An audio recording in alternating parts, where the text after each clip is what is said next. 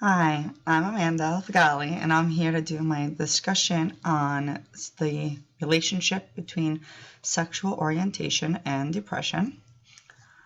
Depression is a common health disorder which presents with major depressive episodes or MDEs, and these consist of 2 or more weeks of a sad mood, lack of interest in previous interests, and at least 4 other symptoms, which include anhedonia, which is the inability to feel pleasure or joy, changes in weight, either up or down, changes in sleep, which could be insomnia or increased sleep, changes in energy, changes in concentration, usually presenting as an inability to concentrate, and difficulty in making decisions, and a decrease in self-esteem.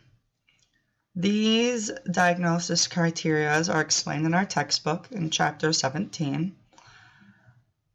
Now, there have been numerous risks for depression that have been found, and they are found to be increased in racial minorities, substance abuse victims, individuals that suffer from chronic illness, and individuals that are having sexual orientations that include lesbian, gay, bisexual, or transgender.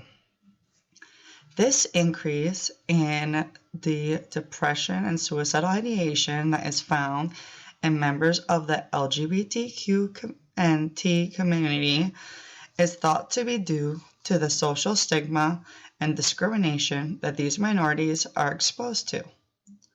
This theory is called the minority stress theory, and it was mentioned by Scott et al. In their presentation that was doing a cross-sectional analysis of data. This analysis was on the Canadian Community Health Survey on mental health. It found that bisexuals had the highest prevalence of major depressive episodes over 12 months. This was new incidences that were occurring during that time span. The next highest prevalence was by gay men and then by lesbians. This same prevalence pattern was also found when there was an analysis done for a lifetime of major depressive episodes. So this would include any individuals that ever had any occurrence of a major depressive episode in their lifetime. Heterosexuals in this study were found to have the least prevalence in both instances of lifetime major depressive episodes and in prevalence of major depressive episodes that were only in 12 months. By knowing and understanding the increased risks of these minority groups and their sexual orientation, we as healthcare professionals can be more productive in assessing for depression in these at-risk clients. These assessments would include, but not be limited to, the Hamilton Rating Scale for depression, as described in our book, which focuses on depression, the mood, situations, suicidal ideation, and insomnia.